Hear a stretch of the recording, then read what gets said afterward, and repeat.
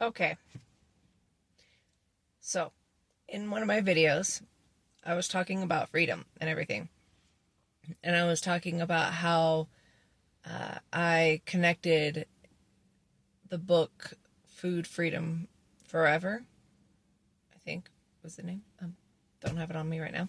But the book that I had read, and I connected it to how to live my life, how to find out what was irritating my life, what I was allergic to in my life, more or less. Bullshit. That's what I'm allergic to. I'm allergic to bullshit. But that's one of them, you know. But it was something that I had to get rid of certain people in my life. So realize whenever you're taking everything out of your life, when you're taking like you're trying to get rid of addictions, you're trying to get rid of and there are some things that you can't get rid of. Let's be really honest, like you still have to have a job. So, but you got to be able to try and maneuver around it. The people that were in my life. So, how I started it was I had to get rid of all the addictions because the addictions were the part that I knew that were going to be one of the hardest ones. So, getting rid of my smoking addiction, getting rid of my drinking addiction, getting rid of my. But I was also in treatment, so in order to get my kids back, I had to have clean tests. So there was no real difficulty in that, in the aspect of, getting rid of addictions. I wasn't able to actually implement a lot of this until after I got out of treatment. So I knew that once I got out of treatment, I was on my own and I was going to have a plan. So this is kind of like how while I was in treatment, I was working on my addictions and I was trying to slowly get rid of them. My addiction to sex and to relationships, just even being in a relationship with another person and that codependency.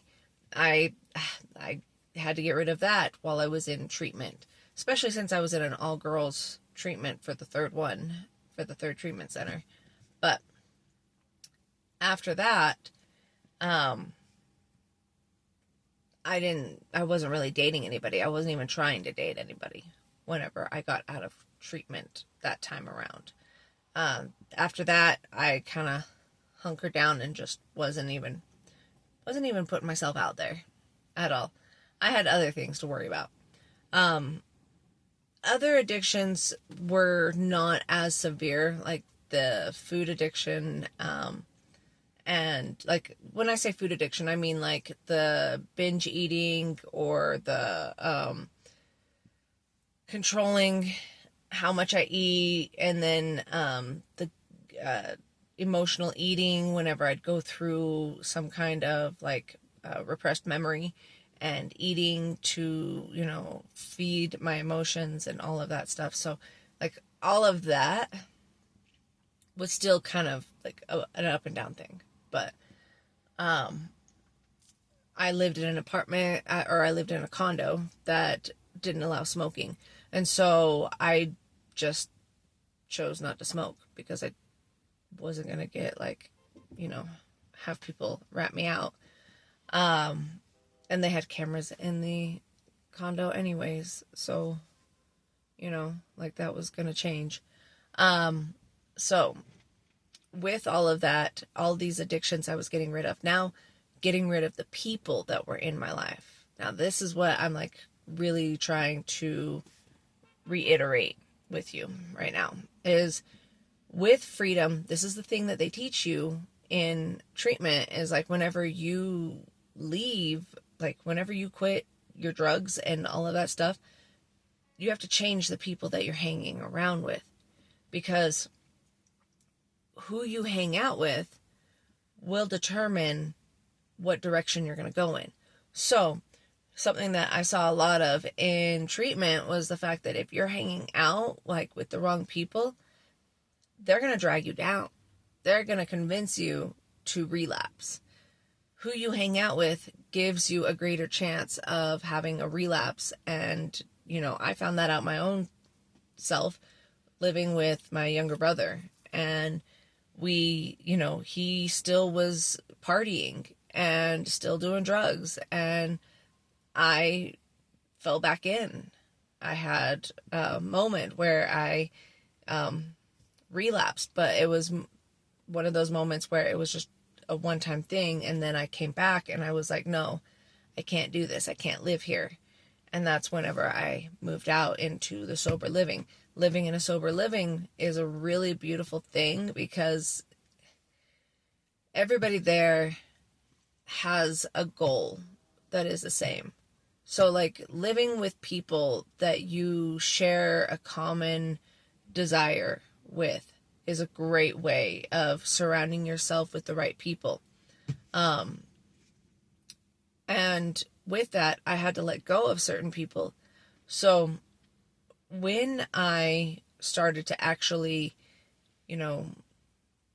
put all of this into effect, more or less, whenever I started to like really rip out all the things that I no longer needed in my life, the things that I felt were weighing me down, like I could feel the weight of it being where it was weighing me down.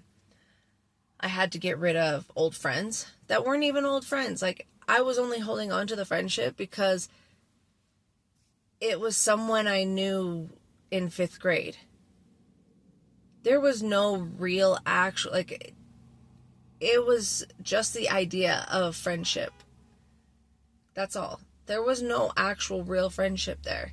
Why I say that is because, like, there are a lot of things that real friends do for each other. And there was a lot of backstabbing and stuff that just got, like, overlooked because of the fact that it was like, oh, well, I'll put up with it because I at least have a friend, when you shouldn't put up with anything just because. Like, make that make sense. Why are you being with a person in a relationship or in a friendship and you guys just don't get along? Then go your separate ways. You don't have to hold on to it. You don't have to, like, actually stay with someone that doesn't like you in any kind of relationship. And so with that, I had to, tell the person that I didn't want to be friends anymore. I was walking away from my own family, and the whole fact that, you can't walk away from the family, we're family, like that whole spiel of like, but we're family. It's like, oh, my alarm's going off. Okay. Gotta wrap it up. Don't let people guilt and shame you into staying into something just because it's family. Well, yeah, family's supposed to do a lot of things, and you're not doing a lot of things that should be right. And so if you feel that it is right to walk away and that you got to take care of you, that you deserve better, that you want better for your life, then walk away. But that's the hard part, is if you've never had a voice, and if you have always been that quiet, shy person that, mouse in the corner, unless you get like pushed too far and then you just ticking time bomb, Chernobyl over here. But if you're that person and you got to get the guts up to speak up, it's a hard thing to do because you're trying to rehearse in your head. You've got a whole entire monologue planned out in your head. And the moment that you try to speak any words, they come out so jumbled and confused and quiet and you struggle. I get it. I totally get it. That's how it started for me. When I had to tell that friend that I didn't want to hang out with her anymore, that I didn't want to be friends with her, that I had to go do my own thing, it did not come out confident at all. It did not come out in any way the way that I had planned it in my head. It did not go at all according to what I had put together. And I did not feel at all confident about the conversation. But what that did is that little step in me doing something like that slowly built up the confidence. So, when you're trying to become a better person, whenever you are trying to, really change your life for the better, you're going to have to let go of people. And some people, they're worth telling, hey, I just don't feel like we need to be talking anymore. Some people are okay. Like, you'll build up confidence in that area in being able to tell them, hey, I just don't think that we should be friends anymore. And people are going to ask questions, and people are going to be like, but I think that we should be. And, they're going to try and guilt trip you into it. Sometimes you don't even owe somebody an explanation. You don't even need to tell them. Sometimes it's just easier to ghost someone. If that person is toxic enough, just block them and walk away. Because some people, they're going to gaslight you, and some people are going to sit there and tell you that you're crazy and that, what you feel and think aren't real. And, you're going to have some of those. You're learning through practice on what kind of people you can actually open up and speak that to. And you're going to learn the different people that it's not even worth my breath. That's a waste of energy just to try and say something, because I know what they're going to do. I already have a feeling that this person, after all that they've been doing, they've been gaslighting me anyways. Why wouldn't they gaslight me in me saying I don't want to, hang out with them anymore? So realize that you're going to have practice. And I had a lot of people that I had practiced this with. There were people that I was hanging out in treatment, and I was just like, you know what? I can't give you a ride anymore. And that pissed him off. Me setting boundaries, me speaking up, and all of that was hard. And it will be. It's going to be very hard.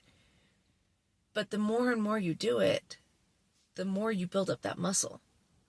And so, you got to do the hard thing. When I told my family that I wasn't going to speak to them anymore, do you think I sounded confident in any way, sort, or form? Oh, hell no. I sounded like the most timid. I sounded so weak. I sounded so weak. It was pretty sad, how I was talking. But I still did it. When I walked away from my family and I said, hey, you're not going to see me anymore, I got pushback. I got told that, that pretty much I'd be running back. I got told, you're going to end up just like so-and-so of the family who's a drunk alcoholic. And it's like, no, I'm not. No, I'm not. But okay. So you're going to get pushback, and you're going to get people commenting, and you're going to get people that are not happy with you standing up for yourself and for you choosing you. That's what this is all about, really and truly. It's about you finally deciding that you deserve better and that you want better with your life, and where you're at right now is not where you want to be. So what do you got to do to get there? Sometimes you got to let the dead weight go. Sometimes you got to let the people go so that you can actually rise up, because they're just sinking you down. They're keeping you stuck. And so, just like with, I want to say, what's a good example that I could say? Just like if you're underwater, we'll use that. I wanted to say a boat, but say you're underwater and you've got this rock with you. Are you going to keep that rock? You're out of air. Like, you need to breathe. Like, are you going to hold on to that rock and still try and swim to the top? No.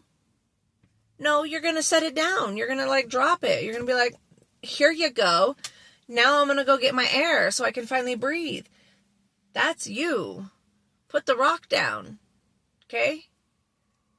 Put the rock down, aka the people that are weighing you down, and go up for air.